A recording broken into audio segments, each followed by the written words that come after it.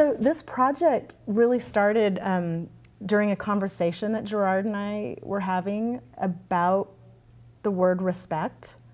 And during the course of this conversation, we viewed the major challenges that are facing the world today. I think at the time we were talking about banking practices, and we broadened that to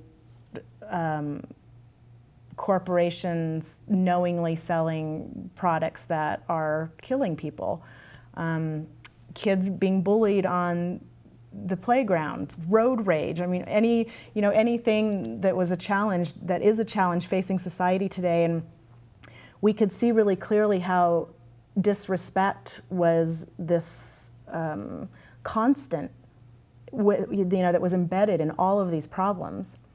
And then we kind of turned it around and said, what would those challenges and problems look like if you could inject an agreed upon, authentic sense of respect? What would happen to those problems? Would they continue to exist the way that they do? All things being equal, probably not. It would be hard to bully another kid or to shoot somebody in a car next to you because they cut you off in traffic, or to knowingly take advantage of the elderly, and the mortgages that they're trying to pay off, or whatever it is. So that got us really excited about this concept of respect. And that's part of the reason we chose that word and that term. Also, we kind of sensed that everybody has a feeling about respect, that it's important. It's different for different people, but like Gerard likes to say, nobody's going to shake their fist in your face and say that they're against respect. Down with respect. Nobody's going to say that. They might differ on what they think needs to be respected, but everyone can agree that respect is a vital function if you're talking about human life and humanity on the planet.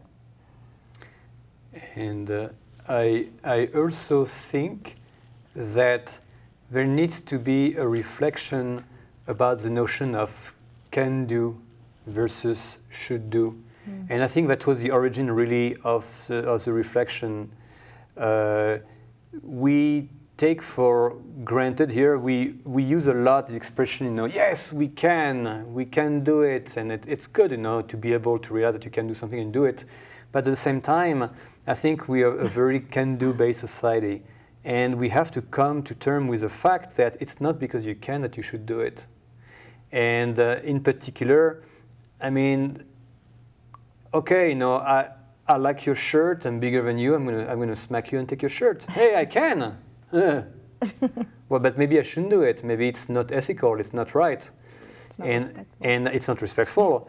and I think there are many things that that fly completely in today's world where a lot of energy is available, petroleum.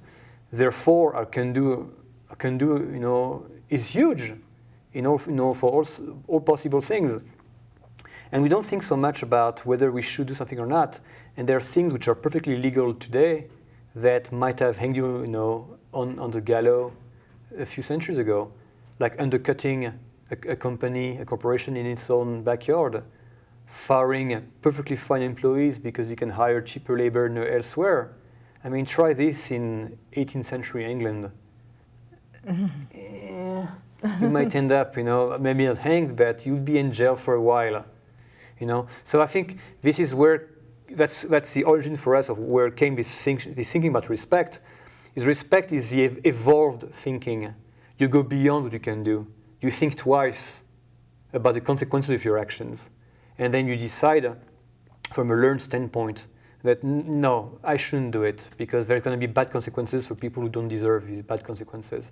And if we start behaving in this fashion, our world is going to be so much better because now choices that you're going to make are going to be informed by this thinking about the bigger picture, not just my immediate interest, but also the interest of my neighbors, people I know, people I don't even know, but are part of a picture that I'm a part of, And once you factor in respect, I think it's a trickle effect of goodness for everybody. Just like if you have disrespect and exploitation, it's another domino effect of bad things that are going to make everybody suffer from.